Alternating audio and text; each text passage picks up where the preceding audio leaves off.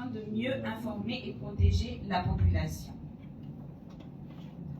Donc, nous allons voir l'agenda. Donc, ici, nous allons avoir le mot de bienvenue du coordinateur, de la coordinatrice du projet Post-Kenet. Ensuite, nous allons avoir le mot d'ouverture du directeur général de la direction générale de la sécurité civile. Et enfin, nous allons avoir le lancement de l'atelier qui sera fait par le directeur de cabinet du ministre de l'Intérieur. Donc ici, nous allons avoir l'introduction de l'agenda, des objectifs, ce qui a été fait par moi. Ensuite, nous allons avoir une pause photo parce qu'il n'y aura pas de pause café, malheureusement pour nous. Et après, nous allons avoir une présentation de la direction générale de la sécurité civile qui sera faite par moi-même. Ensuite, nous allons passer ensuite par la présentation du cadre de synthèse qui sera développé par mon synthèse de la journée pour clore la journée. Donc, pour l'agenda du jour numéro 2, nous allons avoir une brève présentation des plans d'urgence nationaux, les plans que nous suivons. Ensuite, il y aura une pause photo, pour ne pas dire pause café. Ensuite, il y aura les différents types d'évaluation et un exercice qui sera fait sur la distribution du code de couleur pour compléter les différentes phases.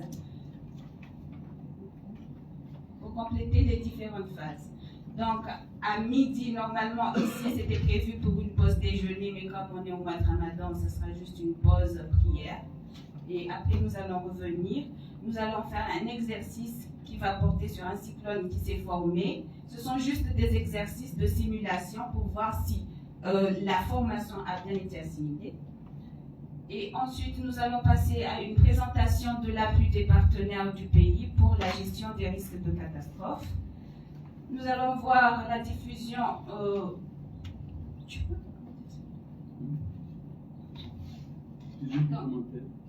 Nous allons avoir la diffusion plus commentaire sur les spots vidéo de la DGC, sur le système d'alerte précoce des Comores, des aléas cycloniques, inondations et volcans.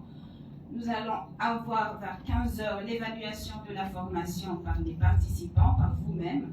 Et bien sûr, vers 15h à 15h30, nous allons clore l'atelier, Inch'Allah. Donc, je vais passer directement à la... D'accord. Donc, je vais céder le micro à la coordinatrice du projet Post-Kenet pour son mot de bienvenue.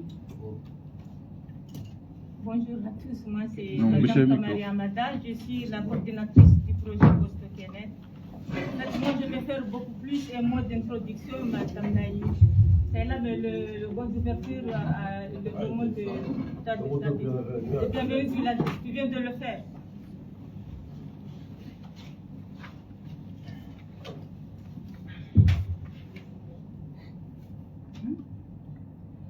Monsieur le directeur du cabinet du ministère de l'Intérieur, de l'Information, de la décentralisation et de l'administration territoriale, chargé des relations avec les institutions, Monsieur le directeur général de la sécurité civile, assistance, mesdames et messieurs, en vos rangs et qualités, tout protocole 650, assalamu alaikum wa rahmatullahi wa barakatuh. C'est un plaisir pour moi d'être ici devant vous aujourd'hui à l'occasion du lancement de l'atelier de formation pour renforcer la compréhension des journalistes, des messages d'alerte précoce et des actions à entreprendre en conséquence. Cet atelier revêt, à mon sens, un intérêt particulier en ce qui me concerne et en ma qualité de coordinatrice du projet de relèvement Post-Kenet et de résilience. En effet, la composante 3 du projet de relèvement Post-Kenet et de résilience intitulée Gestion intégrée des risques de catastrophe est composante de contingence de réponse d'urgence et non sur deux sous-composantes.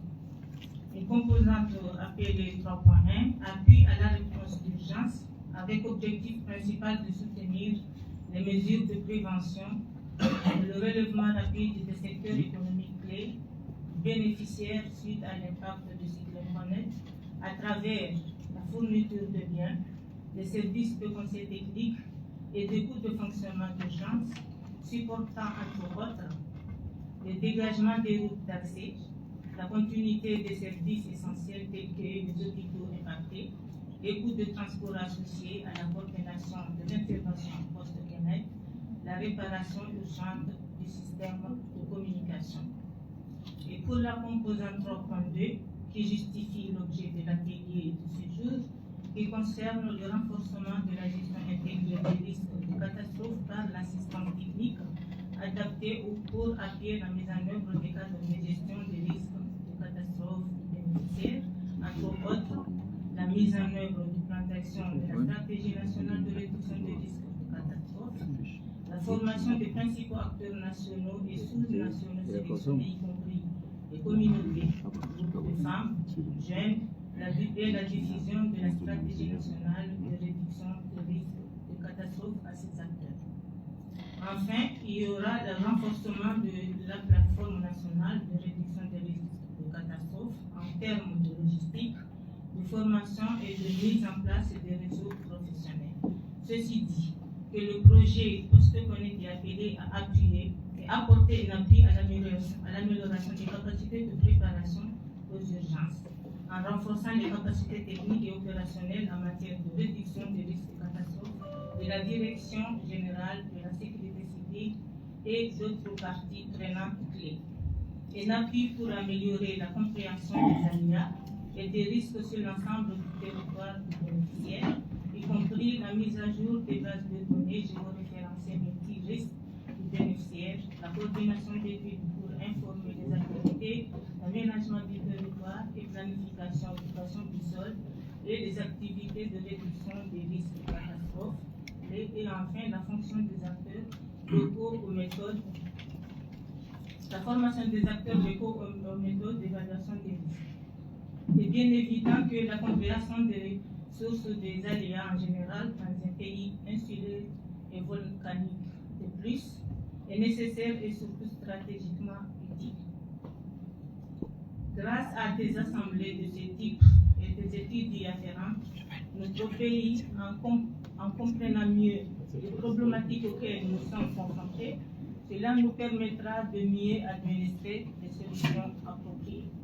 Mesdames et messieurs, c'est dans ce cadre qu'avec l'appui technique des directions techniques du ministère de l'Aménagement du Territoire, du ministère de l'Intérieur et de l'appui financier de la Banque mondiale, le projet a mis à disposition un lot important de matériel et d'équipements devant permettre à l'Observatoire du Cartala, l'Observatoire du volcan du Cartala, de mesurer significativement la qualité des services au bénéfice de la population. Des outils et du matériel nécessaires à la collecte, au traitement et la mise à disposition des décideurs des informations pouvant leur faciliter la tâche.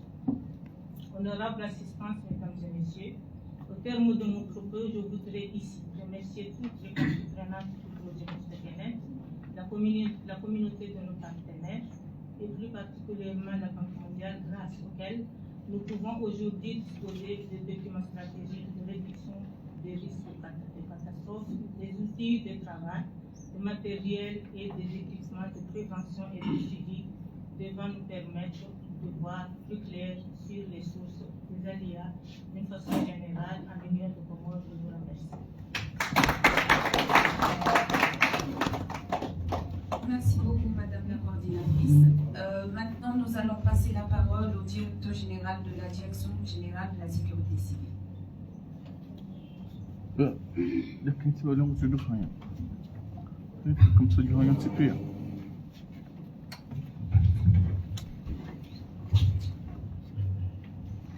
Monsieur le directeur de cabinet, j'avais prévu de faire un discours en français, mais après échange avec Madame la coordinatrice, je vais essayer de le faire en comorien.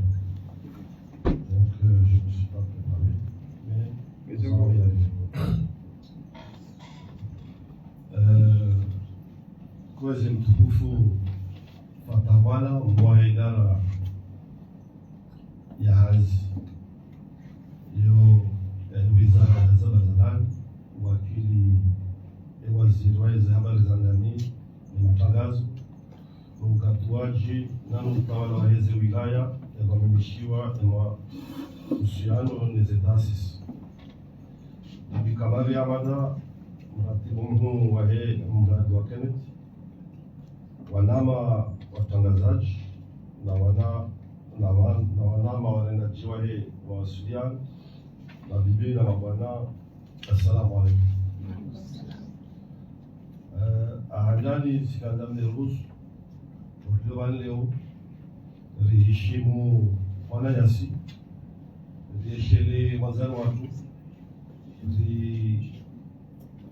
riheshelezize mtangazaji na Hassan Mzee Ben Yusuf, ikao mtangazaji ya Valdingu Dunia mwezi 25 ya mwezi wa Aprili, ikao umri akafanya ada na kawaida za ukaini na kufanya uhuru ya ukawani eni ndogo za msomo ukawani ya msomo wa sura kama sina mahusiano usawa wa wanadamu na kauni mwezi 18 ule mwezi 20 ya Desemba. Sonsi pia rani wakaina rasiluhu kaujua umjitole wa haki no hanzae hazim ili abe ezajiri ili aishelezize ezajiri ili yatabaze ezajiri. Nafikirika uirata wa utangazaji wa hai na ujuba ki amweze rozatu na mabuku ya ruhu Mwenyezi Mungu na mrehemu. Amin. Leo unutukufu na uhura wanajari mlaiki wani hunu leo ama msomo hunu ikao unusomo la lori sanganyihe bazima iliri hashirishe rianise na sinema watangazaji namna ya uveha risala za ufahamisha za utahadharisha wanadamu nezengo za lazima zifaniwa eka ino ambao majambo ya kawaida ya jini yao alismu ya mudirungu wa hifadhi ya Maraia amini ukiazimu inungi muhimu maana karoshi arifa ikani kama jambo kusaidia ili ritangaze harmo katika ho kamjwao imunsiona ni mamenji ani ndio kubwa demi migogoro na ukabilia ezio kaujia yabo sikaanza sonsi pia leo reshilizana kangare nshio harmansi ilona mashangaza ilona hatwari zinji za husu majango ya kawaida yabo watangazaji ya ukaya yaranzuri zingare fursa inu leo urluan handa nirembesheni marhaba mwahaja ukaunu kati mziro na wakati sowangu na usiku ikao wamena manongo zijiza hapa sha ika muhimu ili rije ritamsadawan namna ya kutangaza, namna ya kubashirisha, namna ya kualimisha, namna ya kusomesa maraia ika wendo jiri hatwari almwenzi yabo sikanyani zinarefursa ilisena ngeshile maraba isikali hususan de wizara hizi za ndani ikao irisaidia irikingia randisko la jawa irenge wakati mwingi iliwafikiri iliwasaidia ritenziani za mwezini Mwenyezi Mungu ajalia rijali hundu wanu waheke neti warisaidiao wari mungana na sina hao ili rishinde vikamilishe ze wajibu za haki. Anza watangazaji wajue kayao wabali yao heni ndo wanafanyao ikaka watu watangazaji karoshi la tufanye hazi asina hazinji rafanya asina rozinji azifanya shaika wendo jiri ndongo za kikawaida au kasisi riana zahari riana baharini riana miramaji yaweka kadeshira rafahamishe maraia kadeshira rahadharisha kadeshira rahashirisha waduka haya nongo karosha wa hifadhi ikaka wafanya na kabula wajue hizo lazima wafanye yao wahea nongo za lazima zifanywa za lazima zilengwa yabo yode hazin kuyan na minga aminu kaya harma inu kawa yode hazi hatu ya kikawaida usimamiza zihatwali yabo lazima mnage ze ndogo zituka mambo yao zituka ufanyishia yao mzitangaze abwe malamu mzitangaze abwe miraya mzitangaze abwe miji mzitangaze abwe mababu mzitangaze abwe shisiwa mzitangaze abwe nchi yabo munawe hazinziru mlonio malazimu tusaidie ili hifadhi ya maraya kablia zinagoze jajiri ni namna kuwasaidia waenshi ikaza ndogozi za zijiri yabo leo kama mjawa nonsi pia ngaulisa ukaya omjitole wa hanyu ngome ngoni mwezi wajibu za hanyu ili mtisaidia fanyazi yabo alimo msomo hunu ngarjuo la ndogozi za tofauti ya he namna usimamizaji hapo za Komoro namna ubeha ya ubeha matangazo ili raia wajue ike nibenufu zenongo zikenchashi zenongo zikene maelezo ya lazimu ili matangazo yajuhelewana na wanu pia daldo ufanya tena hazi ya ulauza na uzo riwone kana tushinda wajile nongo walazimu wazame kabla zijajiri walazimu wazifanye ikaze ngosa zijiri namna lazima rijimili ikaze ngosa zifanyishia ega duko fanya nongo ndini hata wanu warihimilia wasaidia wajulu huja yabo hiyo hazin zero ya rehimilia wanu yabo karti nizo msomo hunu abizo lindao nani mkataba wa daima yabo rizino nani nazuri saidi lale mrisaidie zero zatu zijula mrisaidie mtangaze zero zatu yabo hiyo isogeze maraia wajue leo zofanyao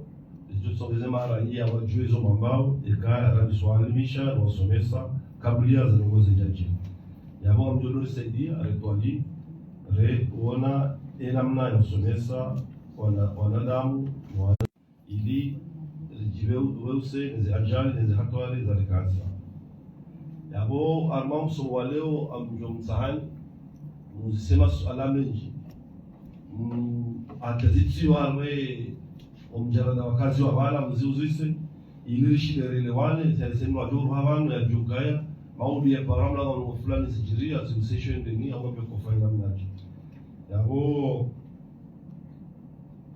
tunaona tuambia ni hazia hanyu ya muhimu haruma umjibasawa neze hato aliziliwan au katsuambiani haswa isaliviri armaze ze cyclone wana bantu garendao arwaye emiru amaji yabo ejo hadisa wisayandisa garjonjia amelezaha garjonjia matsunami yabo hazia hanyu msada hanyu wa muhimu ili rishinde relewan yabo akampakana abo wala mudiri wa hili wizara ya ndani amebashira marhaba na mshahidi marhaba linsikia.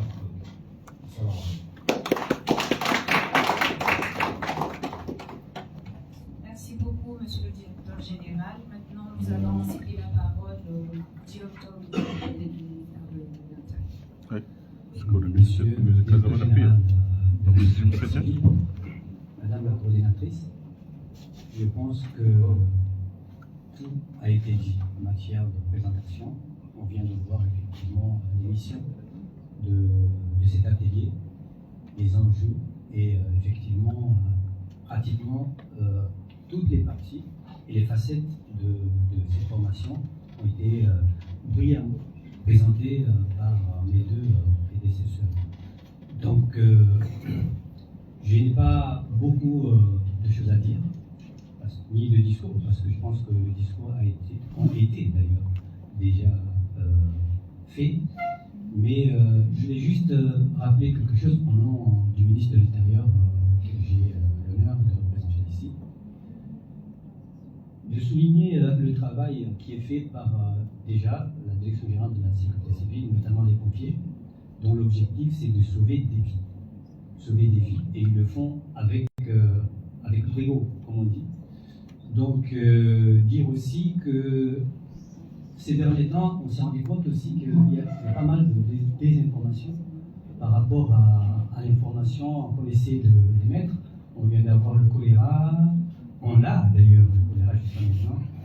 Il y a eu les cyclones, on a pas mal d'inondations. En matière de gestion des risques de catastrophes, on s'est rendu compte au niveau du ministère de l'Intérieur que quelquefois, c'est pas tout le monde, mais quelquefois il y a de la désinformation par rapport à ce qui se fait et par rapport à la réalité.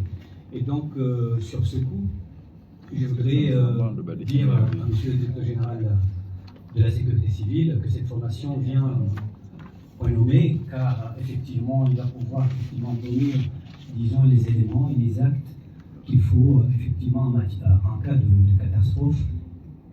La formation, la sensibilisation, la communication de la population est très important, au même titre que le travail que font les pompiers de la Direction Générale de la Sécurité Civile.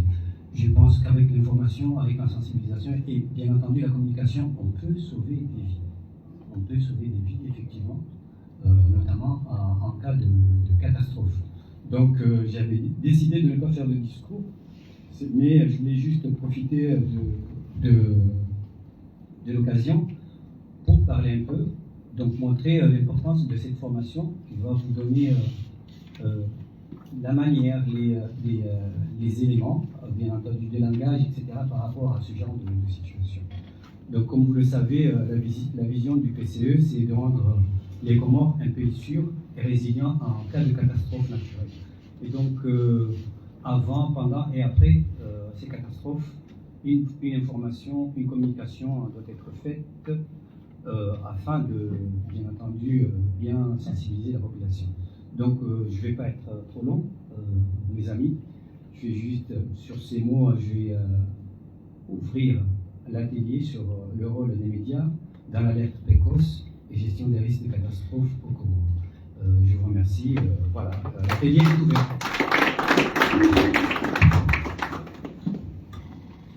Donc là maintenant, je constate que nous avons pu bien sûr rattraper notre retard.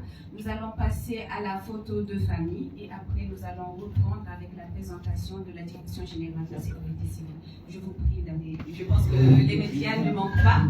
Donc aujourd'hui, on aura le choix pour la photo de famille.